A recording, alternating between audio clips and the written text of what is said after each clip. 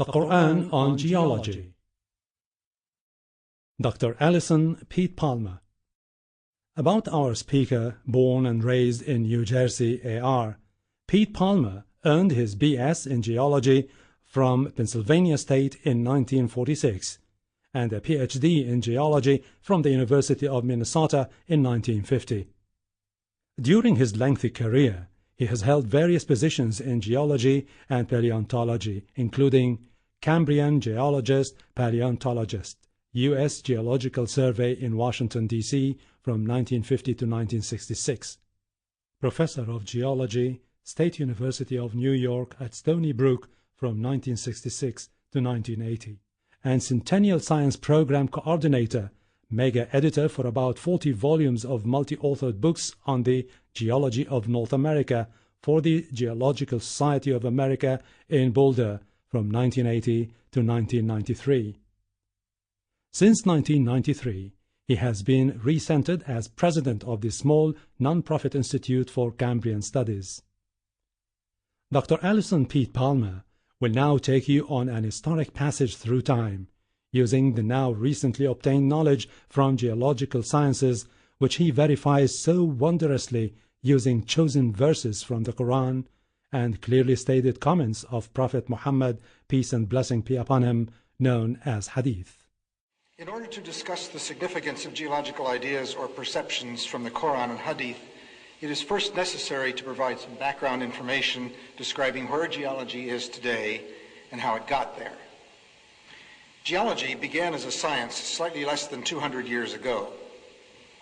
Although various geological perceptions date back to Aristotle over 2,000 years ago, these perceptions were never integrated into an identifiable science until James Hutton recognized the implications of the now famous angular unconformity at Sicker Point in western Scotland in 1788.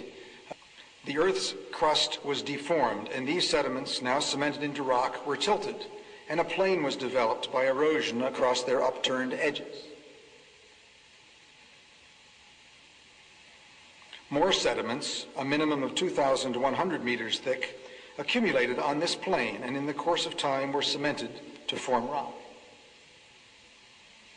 Erosion of this thick series of rocks, which is still in progress at the present time, has cut a deep canyon through these rocks, exposing the evidence of their history.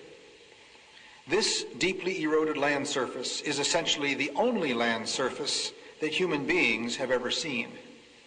But what a magnificent history is revealed. The vastness of this history is clearly demanded by the logical implications of the angular unconformity.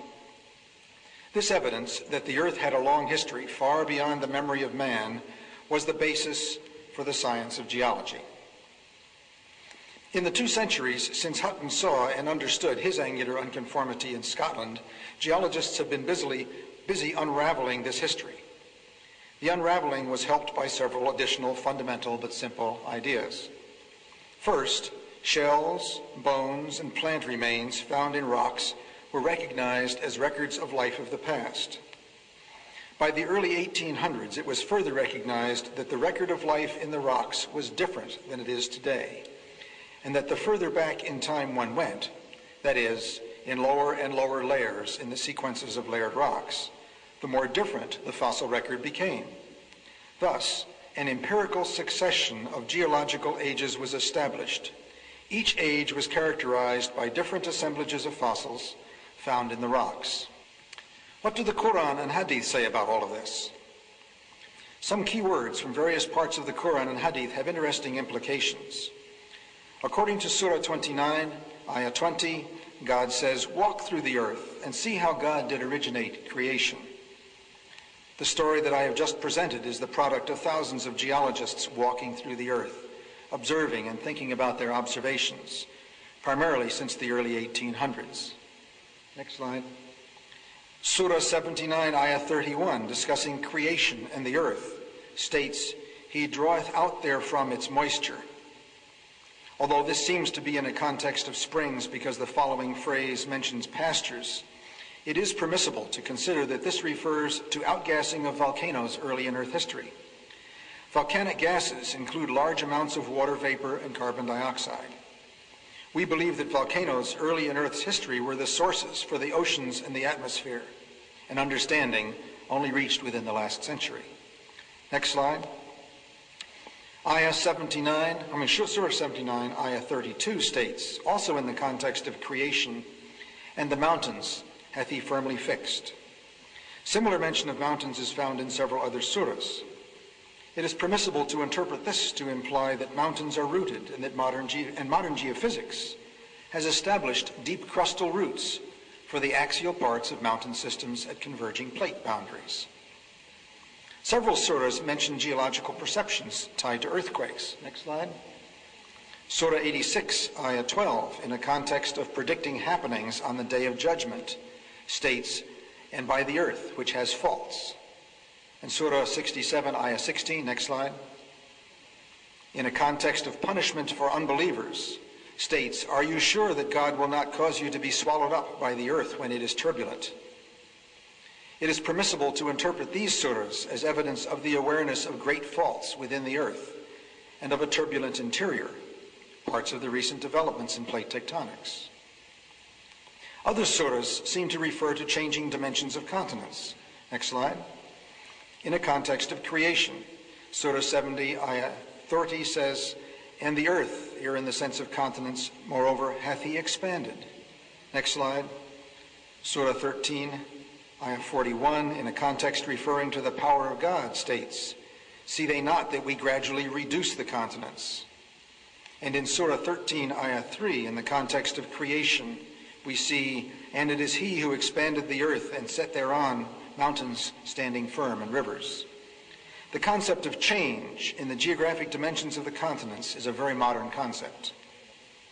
Perhaps the most intriguing thoughts are from a hadith in Sahih Muslim, where Muhammad states, as one of the signs of the coming of the Day of Judgment, next slide, that Arab areas will return to being fertile and green and with rivers. The archaeological and geological evidence that they once were green and will become green again is less than a century old. I have been asked, could Muhammad personally have known these things? The answer of a cautious scientist is, it is not impossible, but it would require a very sophisticated awareness of natural history. The Middle East has been and still is one of the more earthquake-prone parts of the world. Oral tradition may have mentioned fractures opening during earthquakes, and certainly the earth trembles as if its interior were turbulent on such occasions. In summary, the Islamic texts can be divided into three categories related to the past, the present, and the future. References to the past are expanding and shrinking of the earth, fixing of the mountains, deriving moisture from the earth's interior, and description of the past climate of the Arabian Peninsula. References to the present are the presence of great faults, a turbulent earth interior, and changing dimensions of the continents. References to the future are predictions about the return of better climatic conditions to the Arabian Peninsula. What is the significance of these statements made 1,400 years ago, long before the beginning of the new science of geology? We need research into the history of early Middle Eastern oral traditions to know whether, in fact, such historical events have been reported.